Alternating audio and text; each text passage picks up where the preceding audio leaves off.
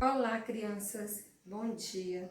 A nossa aula de hoje de matemática, pelo programa do Simplifica, a gente vai estudar os gráficos, certo? A gente já estudou no começo do ano, vocês lembram o que são os gráficos? Pois bem, hoje a gente vai estudar dois tipos de gráficos, os gráficos de barra e os gráficos de colunas, certo? Então, por que é importante a gente registrar os fatos que as pesquisas que a gente coleta, seja nas revistas, seja nas casas, todas as informações que coletamos, por que é importante representar eles em gráfico, né?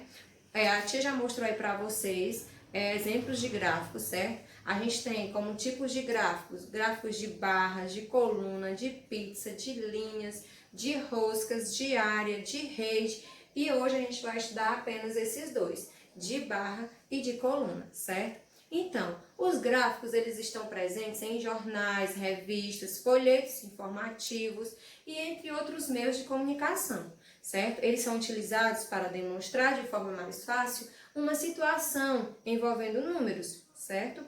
Ele pode representar o número de produtos vendidos por uma fábrica, o percentual de votos dos candidatos a um cargo político, o consumo de energia, de materiais e entre outros, certo? Para criar um gráfico que facilite o processo de tomar decisões sobre os dados, é preciso conhecer os elementos importantes dos gráficos. Então, quais são esses elementos importantes dos gráficos? É o título, certo? Todo gráfico tem que ter um título. Esse título ele tem a tarefa de resumir a ideia apresentada num gráfico de modo informativo e atrativo. Ele tem que ter também uma fonte. Essa fonte ela traz informações referentes à fonte de onde foram retiradas, certo? Tem que ter também os números, que são essenciais para comparar e expor as informações geradas pelo gráfico. E as legendas, que auxiliam na leitura das informações apresentadas. Aqui são os elementos que não podem faltar em um gráfico, certo? No nosso conteúdo do Simplifica, a gente tem um exemplo de gráfico de barras, onde a professora propõe um desafio onde as crianças terão que pesquisar sobre os animais vertebrados e invertebrados em suas casas.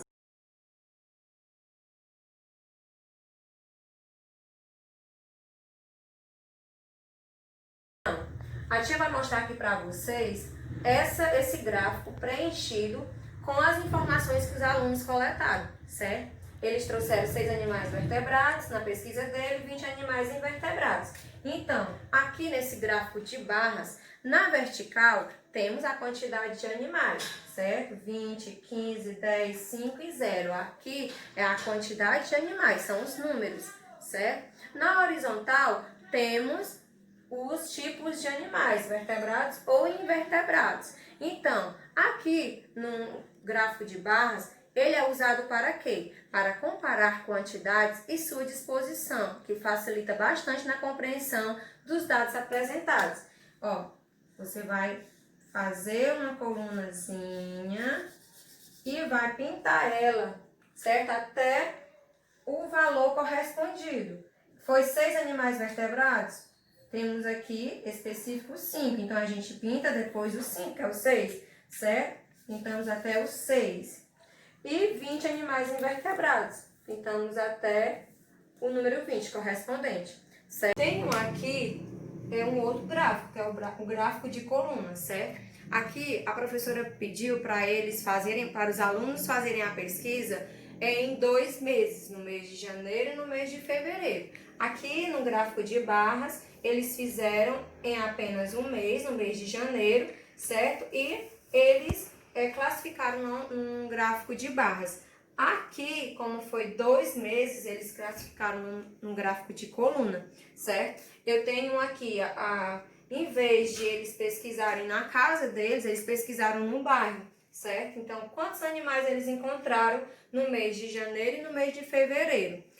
Percebam que eu tenho aqui duas colunas no meio, duas colunas nos vertebrados e duas colunas nos invertebrados, certo? Uma representa o mês de janeiro, a outra representa o mês de fevereiro. Então, no mês de janeiro, eles conseguiram encontrar na pesquisa deles 20 animais vertebrados, certo?